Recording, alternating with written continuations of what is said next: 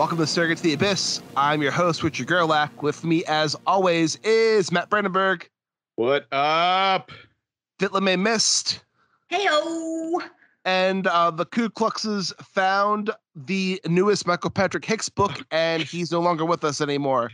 So rest in peace. Yep. Couldn't save him in time. Could not save him in time. Could not. We were not as badass as the women in this book. No, we couldn't summon the Night Doctors, unfortunately. Could not. In case anyone's confused about what we're talking about today, we are talking about Ring Shout by P. Djèlí Clark. Yes. Yes. I think that's how they pronounce his name. Either way. I think it's Djèlí.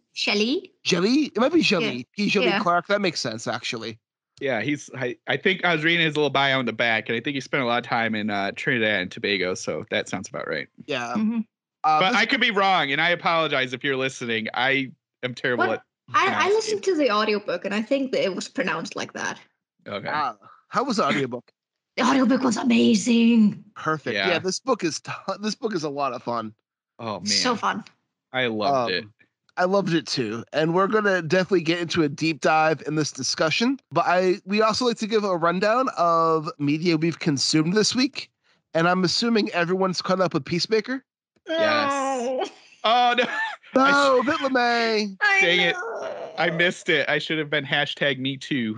#MeToo. Yeah. Oh my god, you need to watch it just because it's so good. I know that's the thing is there's just so much of the stuff that I'm watching right now, and I always have to go to sleep a little bit early so I can wake up early to go to work due to my new job. So what we've been watching lately, we've been continuing on with All of Us Are Dead, and they are usually a 1 hour each episode, so I can't really watch a lot of stuff. Yeah, hey, it's cool. This was really good. The beginning, man, was rough. It was a heavy watch at the beginning. Yeah, but this one picked up the pace a lot, action wise. Yes. Oh, nice. And it was do we get more info on the butterflies? We know all about the butterflies at this point. Oh, nice. We know what their motives are. We know what they're trying to do, and we know how they're going to be stopped. Nice. Yeah, or at least hopefully how they're going to be stopped. Hopefully. And we also got to see the white dragon in action, which is very fitting for this discussion of Ring Shout. Yeah, yes. Oh man, it's Robert Patrick is great. I mean, he's totally evil in this, but he's always evil. It's so like he plays it well, and I love that they make all of the white nationalist idiots still, and it's just it was good. It was a tough. Like, I was nervous throughout the whole stuff. I'm like, oh man, these guys are gonna tear them all up. I mean, I knew there's more to the show, but still, I was nervous throughout most of it until the end there. I will say, I was surprised at how well Cena kind of pulled off some dramatic parts in this episode too. Yeah, that guy can act. He can. And people should by now expect that former wrestler guys, they can act. Have you seen The Marine, Vitlame? No, I have not. It was Cena's first movie. It's terrible. Yeah, I know. Yeah, you mentioned that in the last episode. You got to give them a little bit of time. I mean, when I watch Suburban Commando or Mr. Nanny, I realize how great of an actor Hulk Hogan is. Are you not even going to mention the Three Little Ninjas? Come on, man. He wasn't in Three Ninjas. Oh, I guess he was. He was in like Three Ninjas 4. Or... He was one of them. 3. I think it was the third. I think it was the third movie. I can't believe they made that many. Remember Macho Man Randy Savage in the first Spider-Man movie? Yeah, I guess he was good in that too. I actually have a little funny story. When I worked at FYE, some guy came in trying to sell a bunch of CDs, and on the pile of CDs had Be a Man by Macho Man Randy Savage. Yes. And if it priced out at a cent, we couldn't take it. And that one priced out at a cent. So I looked at him and I'm like, I'll give you $3 right now for this. And he goes, yes. So I acquired a copy of Be a Man by Macho Man Randy Savage. Isn't it? It's like all rap. It's a rap CD with a bunch of Hulk Hogan diss tracks on it. Oh my God, that's so amazing. It's terrible. But anyway, this episode of Peacemaker was really good. Yes. And the finale's next week. That's so crazy. And I'm excited for it, but I'm gonna miss the show when it's over because I'm liking it more than the Suicide Squad movie. Yeah, I agree. I was thinking about that. I like it because it's a little bit more in depth with him and with what like Amanda Waller's little group is all about. And I mean, Vigilante, I know he's just like Peacemaker, a terrible person, but I just love him. He cracks me up. He's hilarious. I was watching it with my girlfriend and we died when he was like #me too. Yeah. It just was perfect. Or when he goes to the bathroom and he's got to have his pants down. Yeah, he's like, I can't have stuff touching my butt when I pee. Yeah. Or when like he's like, we can't use duct tape though, it'll hurt your skin. Yeah. They're like, you were just gonna kill him. It's like, so I was like at the end too, and the people at the vet clinic when they're like, those are actually good people, except for that guy in blue. He's an asshole. Yeah. I get that he's kind of like DC's like reaction or like reason for Deadpool or something like that. Yeah. I mean, I get Deadpool vibes, but he's like a more annoying, insane type of Deadpool. Yes. I feel like in this show they're trying to make him like Deadpool. There's a different DC character that's more similar to Deadpool in the comics, but I forget his name right now. Yeah. I think he's just like, they wanted the show like, you know, Peacemaker's insane because of his family stuff. I think Vigilante's just literally insane. And so he's just, they balance each other out in regards to insanity. Yeah. And just to also make this quick, I have finally started watching Ozark, and I finished. Have not watched that. I finished season 1 of Ozark.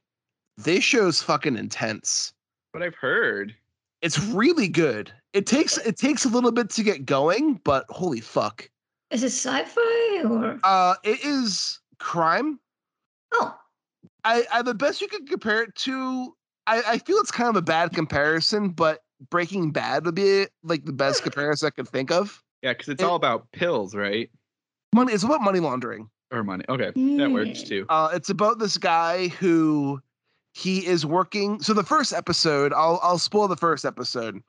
It's about this guy who's a money launderer for a Mexican cartel, and they're laundering like big, like multi-million dollars for this cartel.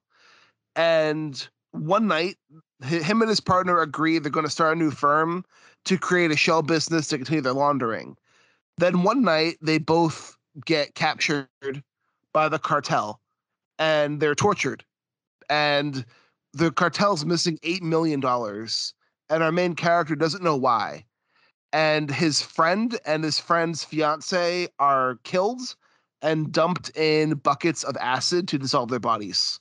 And also at the same time is our character is like, oh fuck, this shit's going down. He also finds out his wife is having an affair on him, and the cartel also finds that out too, and they murder the man who she's cheating on him with in front of her. Oh dang. And they have to leave Chicago, and his friend was talking about getting this lake property in the Ozarks, and he could see like lots of profit. So Marty talks to the cartel guy, and he's like, listen, I have this plan. Instead of killing him, the cartel guys, you have the summer to launder $8 million. If you fail, you and your family are dead. And it follows him going to the Ozarks and finding a new place and trying to launder $8 million to save his life and his family's life. And fun stuff. He gets caught up in a local strip club business. These heroin peddlers who are using a preacher to sell their heroin out of. It's a fun time for everybody involved. Sounds like it. I've only finished season 1, so I can only imagine where it goes from there. But like the season finale was like an hour and a half long movie. Whoa. So like each episode's like an hour long, but I highly recommend it. It's if you want a good crime drama, it's worth watching. Jason Bateman, I had no idea how good of a dramatic actor he is. Everyone does a great job in the show. And the last for me is also finished When the Reckoning Comes by LaTanya McQueen. Wow, nice. I think I talked about it last week. Yeah. Yeah, you did. Yeah. All I'll say is the ending completely stuck for me, and I can't wait to read more of her. It got fucking intense. It got gorier than I expected it to go, and it got pretty fucked up at a couple points.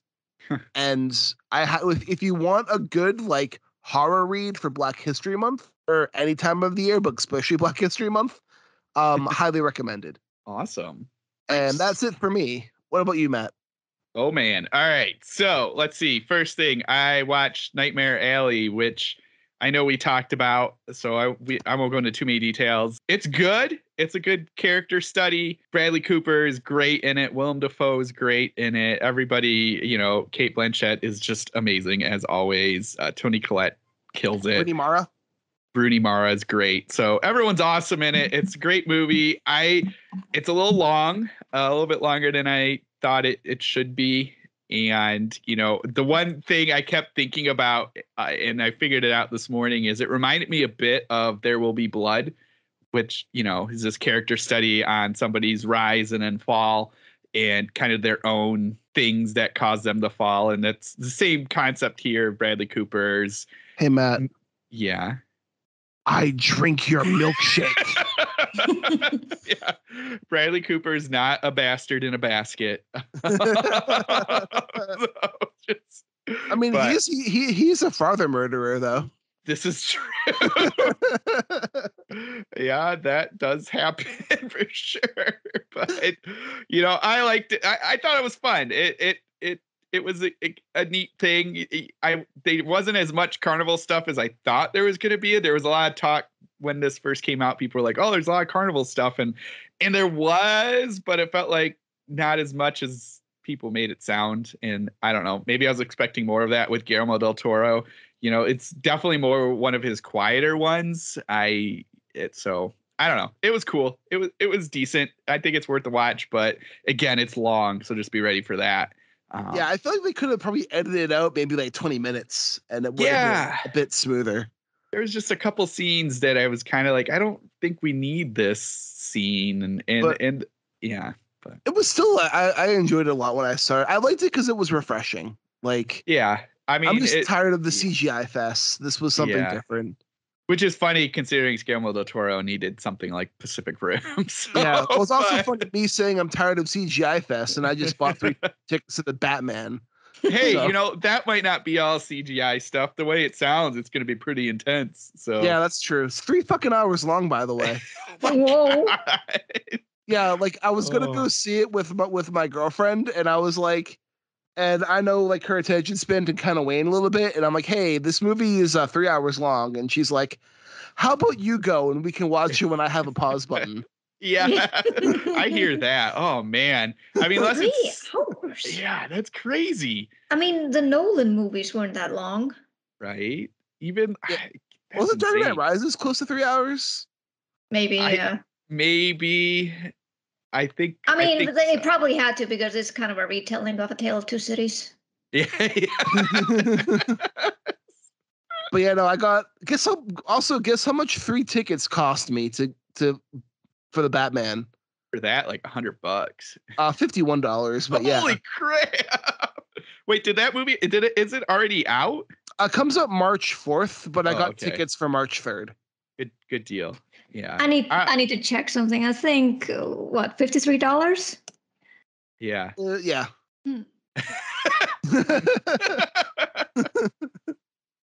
Just want to show differences here. Yeah, the differences here. I mean, I hear a lot of people are complaining about how expensive it is to go to the movies, and how much? I mean, a regular price of a movie ticket, just to go to the movies here in Iceland, it's about $20.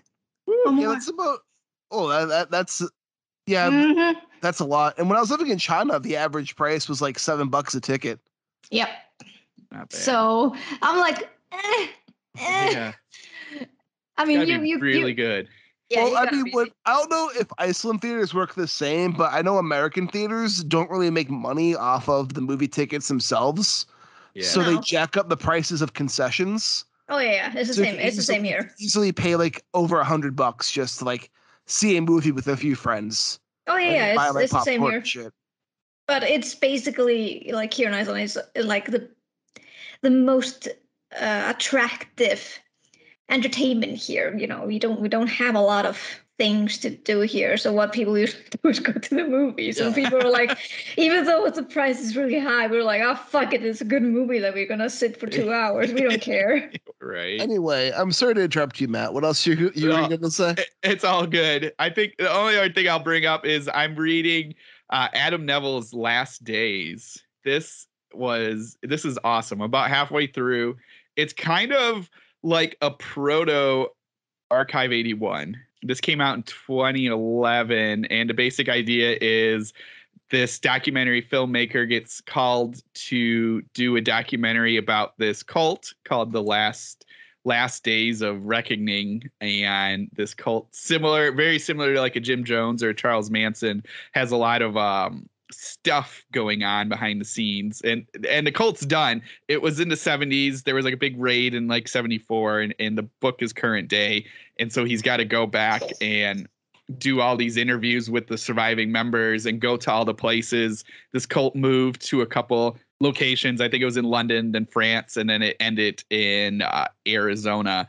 And it's just this creepy like concept because they're doing these documentary interviews and stuff, and they're all the locations. And of course, because it's Adam Neville, there's creepiness involved. So there's like monster, like this weird guy that they see, and there's all these weird stains of these giant kind of skeletal monsters, and it's just like this really creepy concept. You don't fully know what happened in this cult. We're getting bits and pieces of it. The Archive 81 thing comes in because we're there for the interview, and then like there's a section, usually a scene where they're going back and they're going through it, and so they're finding all the stuff that maybe they heard or they kind of seen, or like at one point they drop a camera and it's still running, so they're watching it and they see this person kind of run past when they knew the place was empty. So it's kind of got that idea of somebody watching it. And again, Archive 81 had a cult concept, and so this has that too. It's not exactly the same, so I don't want to like compare the two completely, but just it's giving me that vibe of this thing happening in the past, and now it's coming back to the present. It's awesome. It's long. I mean, maybe not super long, but it's Adam Neville, so it's like 500 pages, but the pages read really fast. I started it a couple days ago, and I'm like halfway through already, just because it's so like addictive. I want to know what's happening. You sold me on that. I'm so into cult horror at the moment. So yeah, I've had it on my Kindle for a while, so I should probably get that cracking soon. Yeah, definitely. I was reading some reviews as I was going through it, and people were commenting on two things. Either the fact that he must have did so much research that this sounds like real cults, like the way they're built and the way they're done and everything about it is exactly like what we've heard with like Jim, with all the cults. I mean, especially now if you watch, I think Netflix and podcasts, they all go with these deep dives into cults. So this has all of that, and then just all the video editing and shooting talk, which you would think would be boring, but he makes it really engaging. Again, like he put in a ton of research to make this as real as possible, and being Adam Neville, adding in his creepy paranormal kind of concept in there. But it's just, I'm loving it a lot. I just randomly picked it up. I was like, oh, I'll give this a whirl. And then I just quickly got hooked. So he's a great writer. Yes. I have the Cunning Folk in hardcover. I should probably crack that open soon. Yeah, I want to read that too. I mean, we read The Reddening, and I did The Ritual, and then I know we've done some of his short stories and stuff like that. And I really like everything. I haven't run into yet the issues I had with The Reddening and The Ritual, which like the concept of him going a little too long, a little meandery. It hasn't gotten meandery yet. So that's a big plus for me too. So I hear the Cunning Fold isn't meandery either. It's like a 300-page book, which is pretty short for Neville. Yeah. Perfect but it's for also me. Yeah. What's it, LeMay? It sounds perfect for me. Yeah. But like he also wrote it originally as a screenplay, and then he turned the screenplay into the book. That makes sense. Yeah, no, Neville can be pretty meandering at times. Like, I remember the Red Ending has that section's 100 pages long of nothing but pure tension. Yeah. That just changes POVs every chapter. And that went on for fucking ever. It was amazing to see him carry that tension through 100 pages. Yeah. But like, it was still a bit much. Yeah. And so far I haven't run into that. In fact, one thing I wanted to mention, Rich, is because I think we talked about this last week or the week before in something you were reading, and he's got this here where it's the whole idea of, oh, you were talking about this for Adam Neville too, actually. I can't remember which book it is, but in this, there's a number of scenes where we're not seeing what's happening around him. We're just hearing it and smelling it. He does that in this too, and it's super creepy. He's like in this barn, and there's a part where like he's trying to videotape these strange stains that look like things, but he's like, oh, something almost touched me, and I can hear these fat feet. And you're just like, as I'm reading it, I'm like, this is horrifying. Yeah, no, Adam Neville's like that. I was talking about that with No One Gets Out Alive. That's right. Yeah. Because like in the book, there's a basement or a room in the apartment. I think it's a basement. Yeah. And the character, like, you hear noises coming from there, and like the two cousins that are the landlords are like, they have it boarded off and no one can get in, and they throw our main character down there and lock the door, and she's in nothing but pitch blackness when she's down there. Yeah. And they just hear the sounds around. Oh man, that was. And I was listening to the audiobook of that too when I was driving to work, and like, no. Well, this has that too, and it's perfect. I love Neville. He's great. Yes. LeMay, what about you? Well, in terms of watching, I've just been continuing watching All of Us Are Dead. It's still pretty good. Still definitely want to see what will happen. So nothing new has really happened though, so I can't really give you any more information on that. But it's still engaging enough, and I really want to know how the fuck these kids are gonna survive, and how the rest of the world is, or rest of Korea is gonna survive. Who will survive, and what will be left of them? Yeah, probably. I think it was the night before yesterday. Disenchantment season 4 started. Yes. And I love that series, so I immediately said, no, we're putting pause on All of Us Are Dead, and we're gonna watch Disenchantment. Did it get better after season 1? Yeah, it did. Okay, I thought season 1 was kind of meh. Yeah, it got so much better, and I love it, and it's so funny, and it made me happy. I needed a lot of happy juice. Yeah. Did you hear the news about Futurama? I did, yeah, and I'm conflicted. On the one hand, I'm really happy. I'm happy that they're back. They're gonna be back again, or like Bendy would say, "We're back, baby." But at the same time, how the season ended was so beautiful and just felt so wholesome. And I'm like, no, you should leave it alone. Did you hear the recent developments of the show? No. John DiMaggio. Yeah, John DiMaggio is not returning. He's Bender's voice actor. Yeah, I know he's Bender. That's why I'm silent. I'm like, how the fuck is gonna work then? Yeah, like they stalled out on salary for him, and they couldn't come to an agreement, so he walked. I mean, and we'll see, because like when you kind of look around, they did that too. I think when Comedy Central was going to pick it up, they weren't going to pay them all, and so they kind of stepped back, and then Comedy Central did end up recognizing that voice actors do deserve to be paid, and so reached out or met their goals or what they wanted. And so hopefully Hulu is the same thing, where they're like, hey, I mean, with all the fan outrage that's happening, like everyone I know who's a Futurama fan are like, if John DiMaggio isn't voicing Bender, I'm not going to watch the show. Exactly. No, same. It has to be the whole group. Yes. Yeah, like and he's such an important voice in the show that like, yeah. Yeah. I love Futurama. I think Futurama, it's one of the most underrated animated shows ever made. Yes, it's my all-time favorite. I just every single episode, I just smile and laugh. And there are so many episodes in which I can't even watch because it's too sad, and I'm just crying. Yes, like Jurassic Park. Yeah, I can't watch that. I tried, and then I was like, nope. I'm getting welled up. Next episode, please. Yeah, that one's a tough one, but you should watch. I think the documentary. I might have brought this up a long time ago, but it's called "I Know That Voice," and it's all about the voice actors from Mel Blanc and on, and it's really cool because it's like that's such an art, and it is. And I've seen Billy West come on like talk shows, and the way he's like smooths over into one voice to another, it's just magic. Yes. Yeah. And that's like the whole thing. I think John DiMaggio and Rob Paulson, who did like Pinky, and he's done a bunch of other voices, like they kind of produced this and put it together, and like the whole concept, I mean, it's just to highlight them and how great they are, and also to point out like when you get to these big blockbuster animated stuff and how all they use are just regular actors. Yeah, I hate that. I just use the voice actors because they are gold. Yeah. Although you know what voice actor always sounds the same no matter what voice he's doing? H. John Benjamin. Oh yes.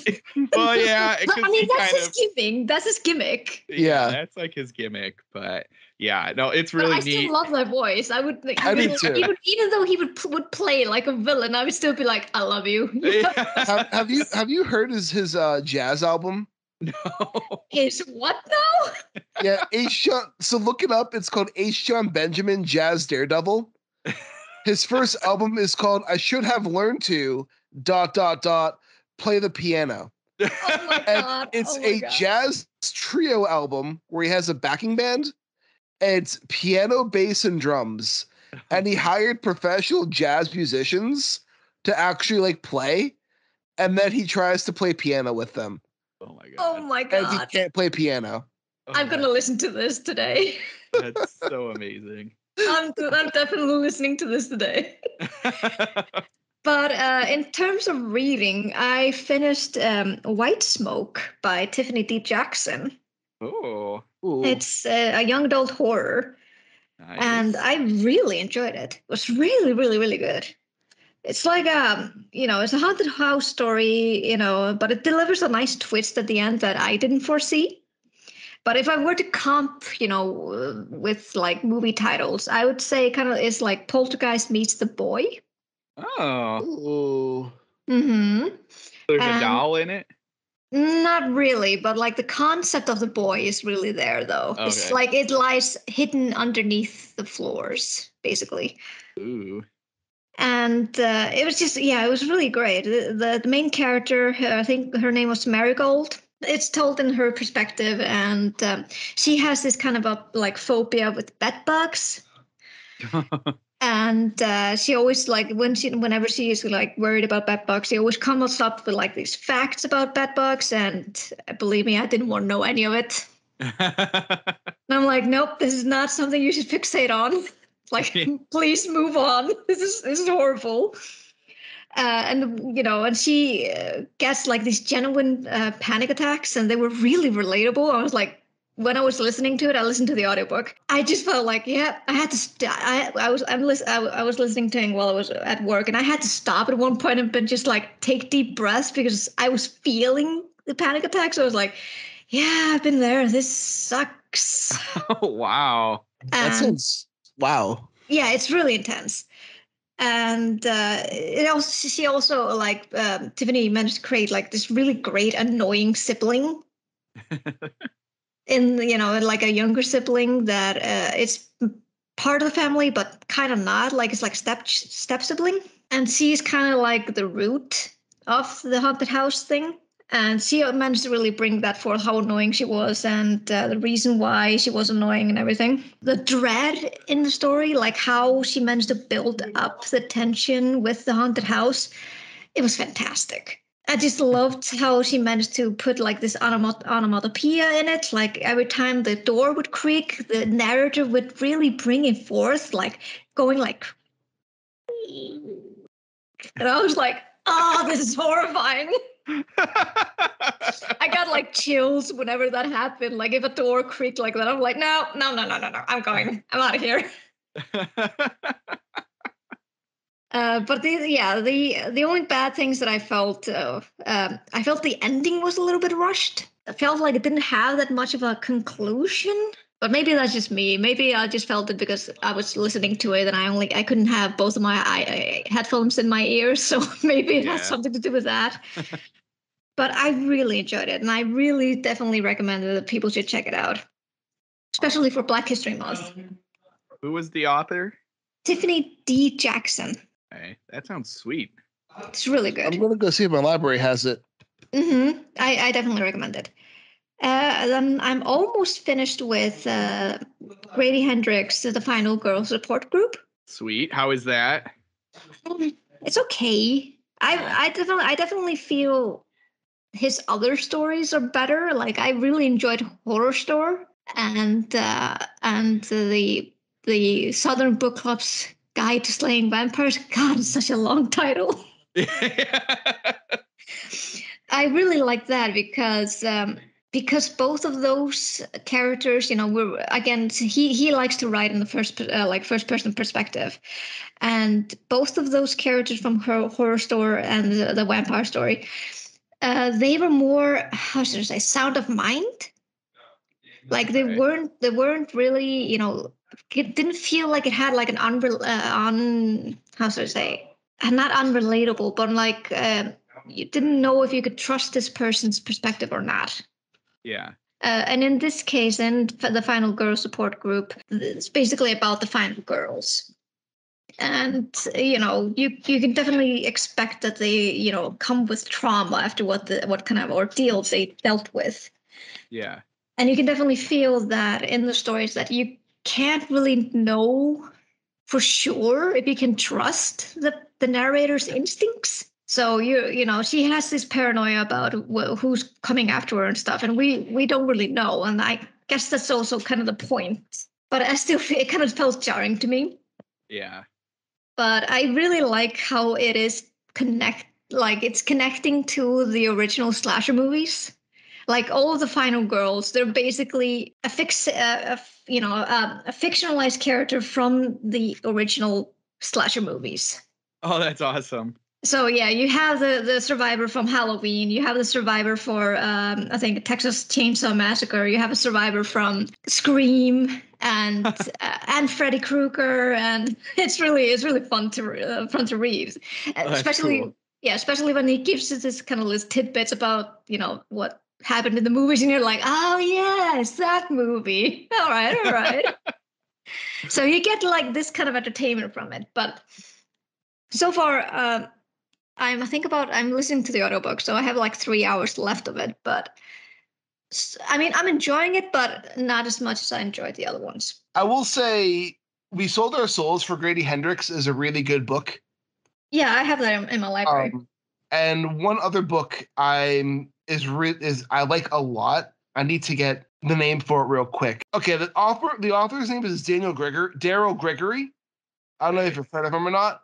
He has a novella called "We Are All Completely Fine," and this novella set up to be. It's kind of like funny. It's a mixture. It's like a mixture of horror and comedy. But I'll just read the description. If you're interested in like horror tropes being explored through characters and trauma, it says Harrison was a monster detective, a storybook hero. Now he's in his mid-30s and spends most of his time popping pills and not sleeping. Stan became a minor celebrity after being partially eaten by cannibals. Barbara's haunted by unreadable messages carved upon her bones. Greta may or may not be a mass-murdering arsonist. Martin never takes off his sunglasses. Never. No one believes the extent of their horrific tales, not until they're sought out by psychotherapist Dr. Jan Sayer. What happens when these seemingly insane outcasts from a support group? Together they must discover which monsters lurk which monsters they face are within, and which are lurking in plain sight. This kind of feels like also the premise of Final Girl Support Group, basically. And this came out back in 2014. If you want to see something that sounds like Final Support Group but is a bit different, I highly recommend it. It's a book I liked a lot. Okay. I was recommending it to everybody when I first read it. Definitely sounds like my kind of jam, so yeah. But is that it for our recommendations? Yeah, but I also would recommend that people check out Catching Killers. That's on Netflix. Oh, I heard that was good. I just finished season 2. They cover BTK there. Nice. And they also cover, he was, in this show, he is called the Toronto Village Killer. But as I was watching it, I kept thinking to myself, I recognize this case. I've heard about it. I've listened to it on my regular podcast, and I kept searching for it on my phone, but I didn't see it. And I was like, what? Maybe I'm not. Maybe it's something similar to another case. But then as soon as they said the name of the suspect, I remembered the name. It was Bruce MacArthur. So I decided to search on my phone. And in the serial killer podcast that I listened to, he's called Mole Santa. Oh. Ooh. And I was like, oh, yeah, I remember that case. And I remember listening to it, and it was horrifying. But seeing it, seeing the actual footage, that sent a chill down my spine. It was like, holy fucking shit. And especially to one of the police investigators, she lived in that neighborhood. Oh, jeez. And she was like, after she discovered it, she was like, yep, that makes me sick to my stomach that he lived so near. That's messed up. So I definitely recommend Catching Killers.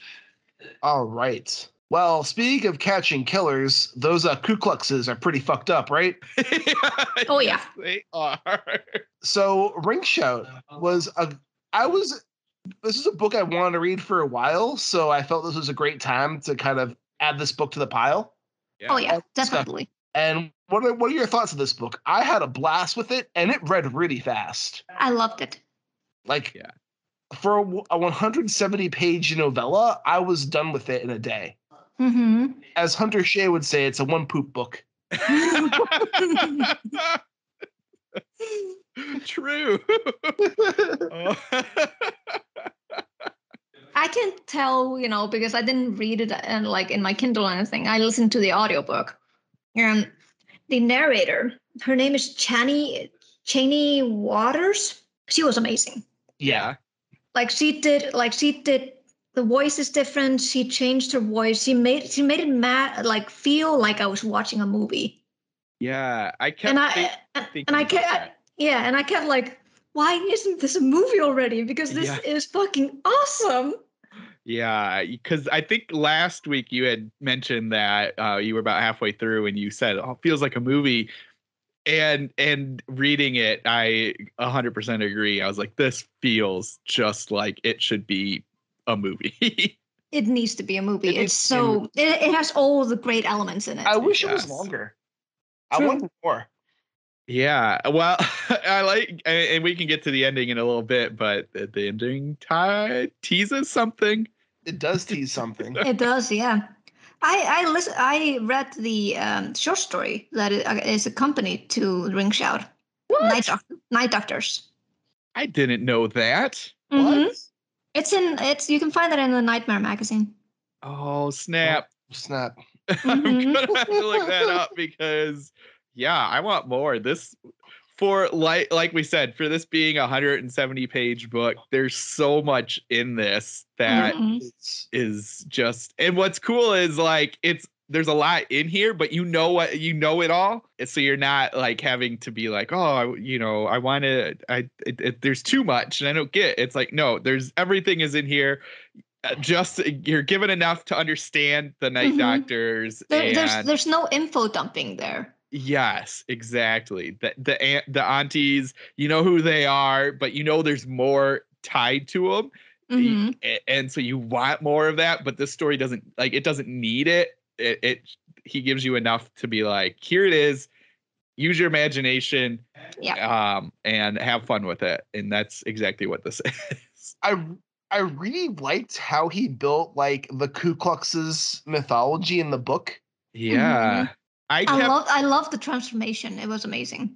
Yeah. What did you picture the Ku Kluxes as?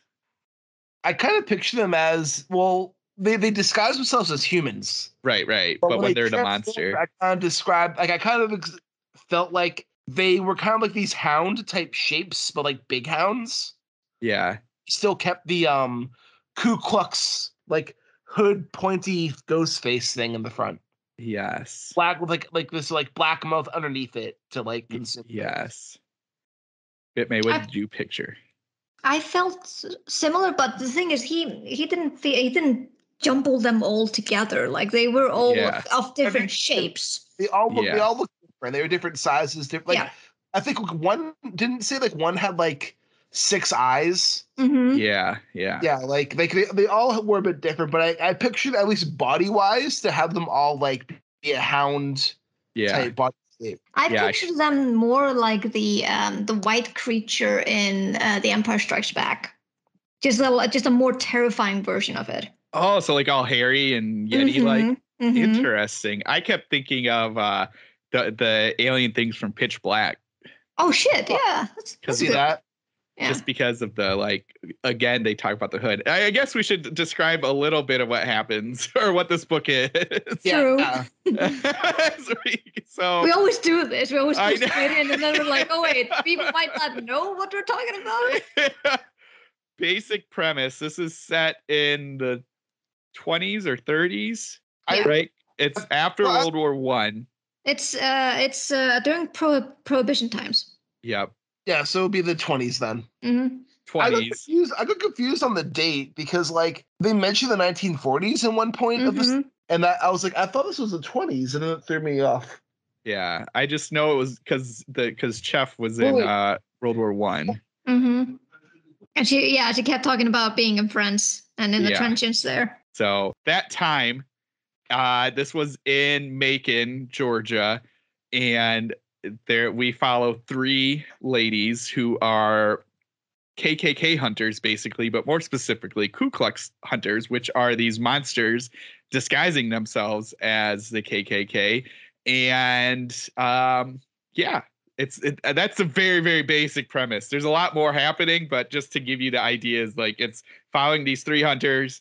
They have a little group with them, or group that they work with, that are kind of from the old time of spiritual magic, and there's also a scientist with them. But basic premise is them hunting these alien monsters because they all have the sight. And I love that it was all female team. Yes, I thought that was great. And I loved how like I just love the idea of the sight. I love there's just a lot about this book I loved. And they're all what's great is they're all badass, and there's no moment of them like needing anybody else. I mean, they need like other people, but what I mean is like they're all badass on their own, and they just do this thing, and they're really good at it. And yeah, I just think that's really cool. There's no like trope of them needing a man that comes in to help them or anything. Exactly. They have their own autonomy. Yes. Yeah. And they're not, I mean, like they're afraid, but they're not afraid. They're just just like, we're going to work. I have this cool ghost sword, and I'm gonna kill these guys. And was it Sadie? Not Sadie. Sadie. Yeah. Sadie's like super awesome sniper, and she's got this mouth on her, which is great. I loved her.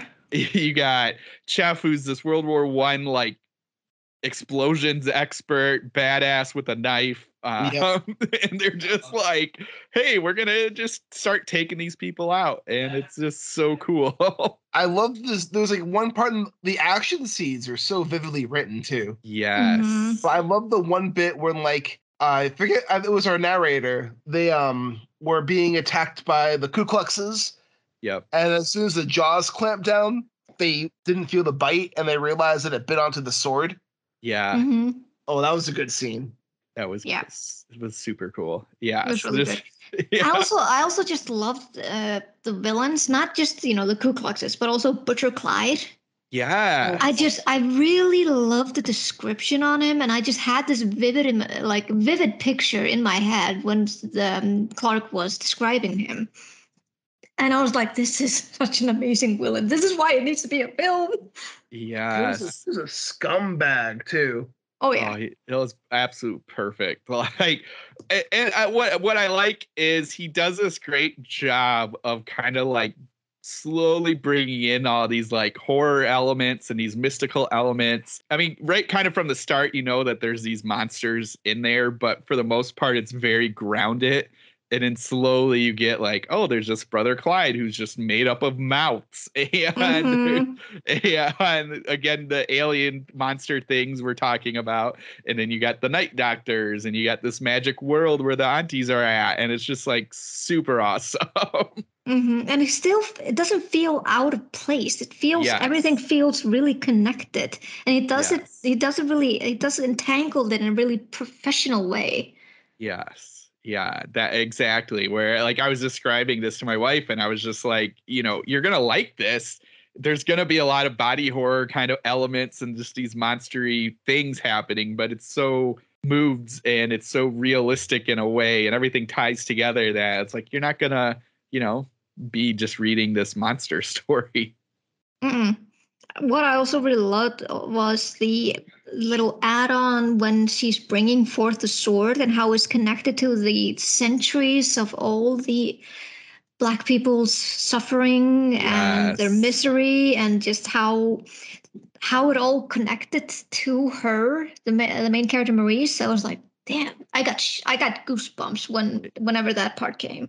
Yeah, I thought that was, and again, it really ties into what her story is as we see further on, and even ties into Brother Clyde and all of those the monster alien things. I guess they're aliens. I think, right? They're aliens. I would think so. Yeah, they come from another dimension or something like that. Yeah, they're aliens or they're from like a pocket, like parallel dimension, or they were. I mean, they were summoned. Yeah, so naturally from here. Yeah. I like how they tied the summoning of them to the D.B. Griffith movie. Fucking name of it right now. A Birth of a Nation. Yeah, Birth of a Nation. Yeah. About that movie is D.B. Griffith actually regretted making that movie later in his life. That's good. Yeah, that is good because it's pretty bad.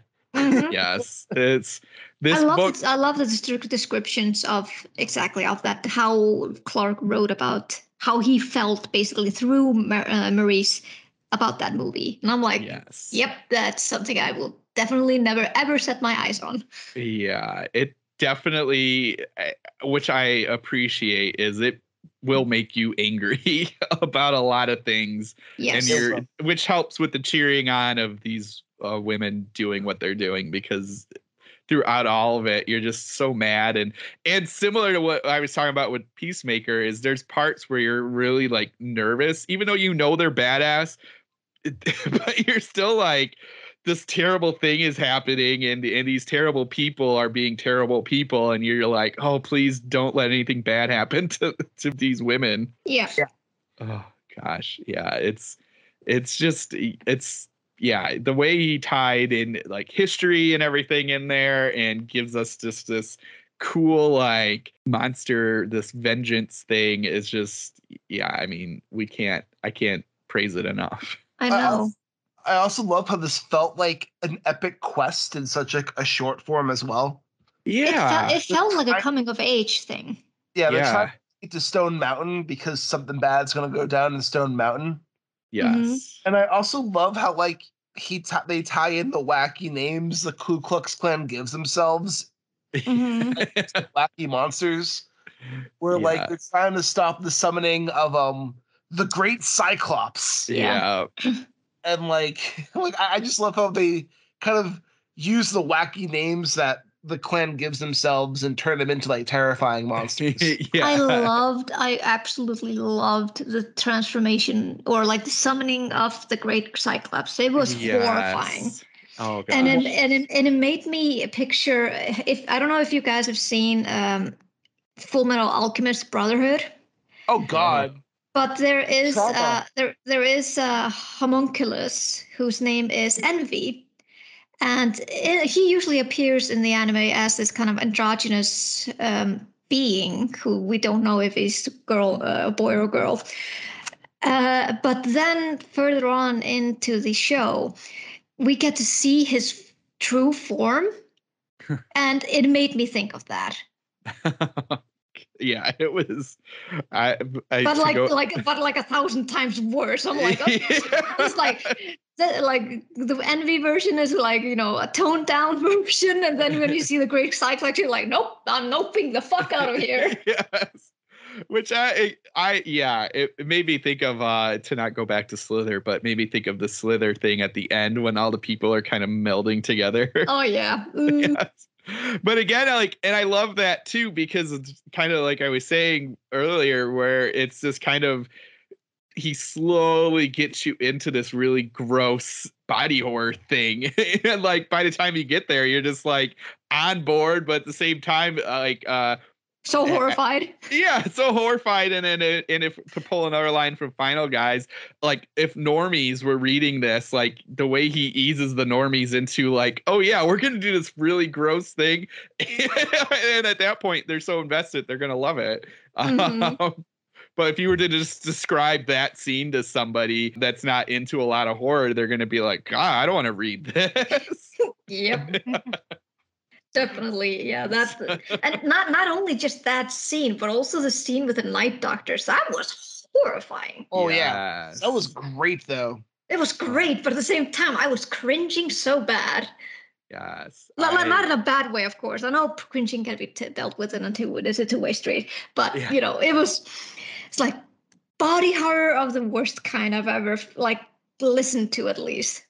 Yeah. Body horror, the best kind, I think you mean. Yeah, that's basically what I mean. But when you're listening to it and how he describes it, like, oh yeah, and with the amazing Channy Waiters describing it, you're like, oh God. It's like I need to pause. That whole section with them was great, because it's so like the concept of just like she gets pulled into this like hallway thing, and then it's just this kind of bureaucratic like empty business building that just so happens to have this weird centipede monster, and then it has these Night Doctor things, and their staging room where they're gonna do their surgery. It's just this like crazy mix of kind of out of this world cleanly place, and then gross, like, oh, we're gonna take you apart. Yeah, just like plain old vivisection. What's wrong with that? The worst part was like they sealed her mouth shut, and I'm like, no, please let her scream. Yeah. Let her scream. Oh, God. So I think we can get into spoilers, but for those who are not ready for that, it's an awesome book. Read it. I think you'll love it. Like we've said, it's fast. It deals with a lot of stuff that you'll be angry and then cheering about, and it deserves to be on everyone's list. Definitely. I agree 100%. But I think, so spoiler time.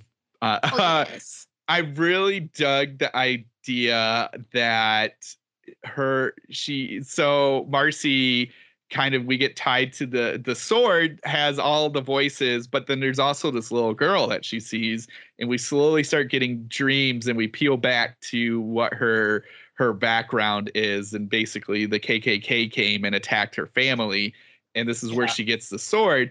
And her rage. And her rage, which I dug the idea of Brother Clyde and those monsters having already planned at that point what they wanted from her. I love that. It was such a good, like, tying it all together, because otherwise them just being there felt a little bit pointless.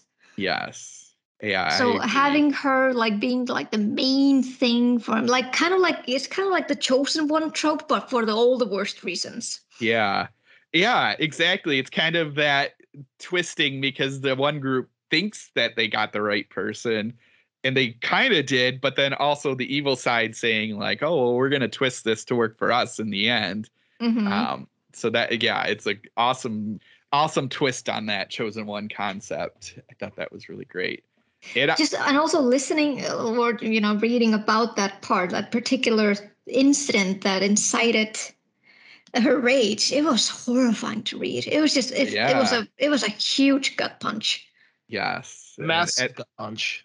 I think he does a good job of towing that line of giving it a gut punch, but not being over indulgent in the KKK and what they've done. Yeah. It's enough because it's not about them. Yes, exactly. So because that's what that's like we've said, that's a tough concept to read about, obviously. And there was just a little bit, and that's where my worry was coming from earlier, where I was like, oh man, there's going to be some parts that are, which should be tough. I don't want to make it sound bad, but like what I mean is like you're just nervous knowing what the KKK is all about, and you're like, I'm nervous that something bad is going to happen. Same for like the Peacemaker talk that I had earlier, where you're like, these are not good people. These are terrible monster people, and you don't want to see them do terrible monster things because it's tough to watch or read. And so I appreciate that he did that the right way, so that when we do get Marcy's full, honest background, you're just like, oh God. Yeah. And I love the ending too, when like they're talking to the ghost. Yes. And that was really well done too. That was really done. And what I also loved, and goes back to this kind of cosmic horror concept of the like not caring about us, this indifference to humanity. And the concept here of Brother Clyde's like, I don't care what side I'm on, you're all meat to me. I'm using these people because they're easy, but I really think you would be great because now you have more like juicy meats. Yes, which is horrifying, but is perfect. Again, this walking people into cosmic horror concepts of the indifference is just such an awesome job he did. Agreed. Because if you're going to talk to a normie and be like, oh, there's this cosmic horror element of indifference and using the hate of both sides just because all they want to do is eat us, they're not going to understand. But then you're like, well, not. You read this, you're going to get into it and you'll be like, oh, damn. Yep. And he also managed to like deliver like really sad moments. I'm not only with the what happened to Maurice in the past, but Sadie's death. Oh God, killed me. That killed me. Awful. Like, it's such a badass fight scene too. Then they find Sadie all like chewed up. Oh, I know. It's like, I can't feel my legs. Yep. It just that scene. I like, again, I was listening to it at work and I'm like, I'm not gonna cry. I can't cry. I know. I was like, I love you so much, Sadie. Don't go. She was my favorite fucking character. She was so funny. She went like a hero though. She did have a badass exit. She did, and they managed like to mourn her the right way. Yeah. But I was like, but you didn't give us time to mourn her. I know. I hear you. That was rough. I did not like that. I was like, no, I want her through all of this. Yeah, because we're basically given her introduction at the beginning of the story. Like, she's basically the first one that speaks. Yep. Yeah. And we're like, oh, who's this? And then the more we get into it, we're like, oh shit, I like her. She's awesome. I like almost fell for her when she was at the bar. Yeah. Or at the jazz club, and she was talking to this guy, and he was giving his opinion of Darwinism. Yes. And her opinion of it is so funny, and I'm like, oh God, I love her so much. Oh, yes, and I loved like it cracked me up when she was her theory of like, I only one man at a time. Like, I don't want. Oh, it's like one and done. And this poor guy is like describing all this stuff, and she's like, I'm liking the way you talk. I might break my rule, and he gets all straight and sits up. I was like, oh my God, I love you so much. It's not just her. I mean, we kind of loved all the characters. Maurice was amazing. Chef was freaking badass. Yeah. What I would really want though, and maybe it will, like we said, the ending kind of teased that it might come another story. I wanted more from Emma and the others. Yeah. I felt like we didn't get enough from them, but just a little tiny tease, and I'm like, oh, they are interesting. Can I get more, please? Yeah, I thought that was really a neat idea. And can we also talk about the seeds planted at the end about a sequel with them having to go to Providence? Yes. I was going to get to that because I wanted to talk about that. I mean, like, we're setting up like a Cthulhu thing, correct? That's what I thought. That's what it seemed like to me. I mean, how the aunties kind of like set it up. They're like, oh, it's not over yet. And Marie's like, wait, what? What do you mean it's not over? And he's like, well, there's this thing happening in Providence. And we're like, wait, excuse me, what now? Yeah. Oh, man, I love that. So I was like, oh, snap, we're getting some Lovecraft fun. I really hope so. Please, please, please. I don't know if Clark is listening to this, but if you do, please. Make it happen. Oh my gosh. But yeah, to like go back to was it Nana Jean in that group, Emma and the scientists, and then like you have where was she from? She wasn't from Germany, was she? No. I think she was Jewish. Yeah. She was Jewish. That's what I was trying to like, but was she from Russia though? Because of some of like. She was somewhere in Europe, but because I felt like she and Chef kind of had a history. Yeah, or like at least they knew like what they were both talking about. But yeah, I love that she was bringing in like like a little bit of socialism concepts, and they weren't. Oh my God, I love that. And all this stuff. I thought that was fun. Especially teaching Sadie about the difference between communism and socialism. Yeah. I'm like, yes, thank you. I thought that. Like, please spread it around so everyone knows the fucking difference. Yes, that was a fun. Again, like it's giving us this nice taste of this broader world, and it's it was really cool to kind of get all of that. I just loved how he managed to like put together this kind of story about hunting monsters, but at the same time, you also get this great camaraderie and story between those characters and how they all end up into this epic fight at the end. Yes, which that fight, it was, again, that was scary because I was like, they're just, and I loved it. Again, badass walking in, but still horrifying to think like she's just waltzing right in with all these Ku Kluxes and KKK clan members and everything, and she's just like whatever. And then the butcher guy's there, and it's just that whole scene was just epic on a scale.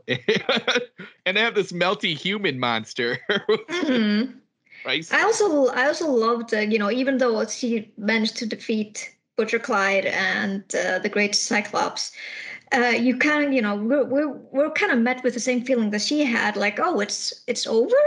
And then she turns around and like, oh, fuck, it's not over. We still have to deal with the Ku Kluxes and the Klansmen. Yes. And then, like, in true movie feel, like I said, like I keep saying this needs to be a movie, because this, I kind of had this kind of in my image, like, Gandalf having all the Rohans.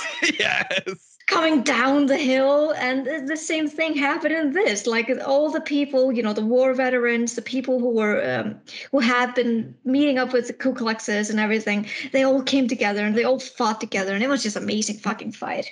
Yes, that was awesome. It was just perfect. Especially, they came fighting with bayonets, and I'm like, whoa, you don't see that every day. Oh, and I love like the end when the woman that she saw at the butcher shop, she's like, they're monsters, and they're both like, damn time. Yeah, how fucking time you noticed. Yeah. It's like, oh yeah, there we go. It's like it managed to end like on a I wouldn't say a silly note, but like on a mild tone, so you wouldn't be like having this kind of like heavy thing in your chest, Yeah. Kind of managed to do it on a light note. Yes, which was great. Which again, a movie kind of idea of like ending it on this cool line and then having the cut scene be like, we need to pull you up to Providence. Yes. This was awesome. This was a great recommendation. I loved this book. Yeah, I would definitely read more. I need to read more of this author because like this is fucking great, and I want to see what else he has in store for Yeah. I agree. And also, I'm excited for next week too with our discussion of Victor LaValle. Oh yes. And the Ballad of Black Tom. Yes. Talking about Lovecraft. More Lovecraftian horror. Oh yeah. Have you guys read the Ballad of Black Tom before? No, I haven't. That's why I'm excited. Oh, yeah, I have not.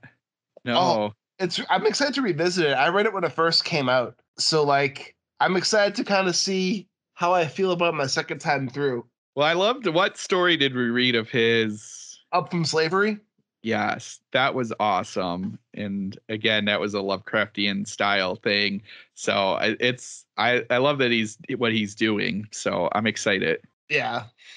I'm excited to see to read this one again. I'm just excited to get into it. Yeah. Yes. Me too.